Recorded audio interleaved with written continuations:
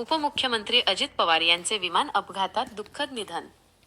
बारामती, पुणे. महाराष्ट्राच्या राजकारणातील एक कणखर नेतृत्व, निर्णयक्षम प्रशासक आणि जनसामान्यांचे दादा म्हणून ओळखले जाणारे राज्याचे उपमुख्यमंत्री अजित अनंतराव पवार यांचे आज सकाळी बारामती येथे झालेल्या एका भीषण विमान अपघातात दुःखद निधन झाले.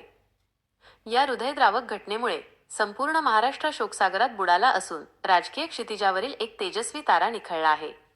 काळजाचा ठोका चुकवणारी घटना.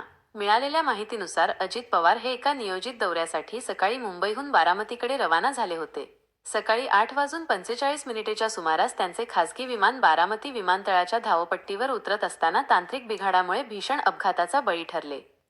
विमानाने नियंत्रण गमावल्याने ते धावपट्टीच्या जवळच कोसळले आणि क्षणात आगीच्या भक्ष्यस्थानी पडले. या भीषण दुर्घटनेत अजित पवार यांच्यासह विमानातील इतर 5 सहकाऱ्यांचाही जागीच मृत्यू झाला. प्रशासकीय आणि राजकीय क्षेत्रात मोठी पोकळी. अजित पवार यांच्या निधनाचे वृत्त समजताच राज्याच्या राजकीय वर्तुळातून तीव्र शोक व्यक्त केला जात आहे. मुख्यमंत्री देवेंद्र फडणवीस यांनी आपले सर्व कार्यक्रम रद्द करून बारामतीकडे धाव घेतली आहे. एक कार्यक्षम प्रशासक आणि राज्याच्या विकासासाठी अहोरात्र झटणारा मोठा भाऊ आज आपण गमावला आहे, अशा शब्दांत मुख्यमंत्र्यांनी आपल्या भावना व्यक्त केल्या.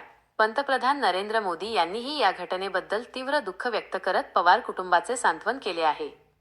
लोकनेत्याला अखेरचा सलाम. अजित पवार म्हणजे कामाचा झपाटा आणि स्पष्ट वक्तेपणाचे दुसरे नाव होते. पहाटेपासून कामाला सुरुवात करणारा हा लोकनेता अशा प्रकारे काळाच्या पडद्याआड जाईल अशी कल्पनाही कोणाला नव्हती. बारामतीसह संपूर्ण पुणे जिल्हा आणि महाराष्ट्रातील कानाकोपऱ्यातून त्यांच्या समर्थकांनी बारामतीकडे धाव घेतली असून संपूर्ण परिसरात शांतता आणि शोकाकुल वातावरण आहे. घटनेचे गांभीर्य. अपघाताचे कारण. प्राथमिक अंदाजानुसार इंजिनमधील तांत्रिक बिघाड. बचाव कार्य. एनडीआरएफ आणि स्थानिक प्रशासनाकडून मृतदेह ताब्यात घेण्याची प्रक्रिया सुरू. अधिकृत घोषणा. जिल्हाधिकाऱ्यांनी अधिकृतरित्या निधनाच्या वृत्ताला दुजोरा दिला आहे. संपादकीय मत पेक्षा जास्त. महाराष्ट्राच्या राजकारणातील एक पर्व आज संपले आहे. अजित पवारांच्या निधनाने झालेली हानी कधीही भरून निघणारी नाही.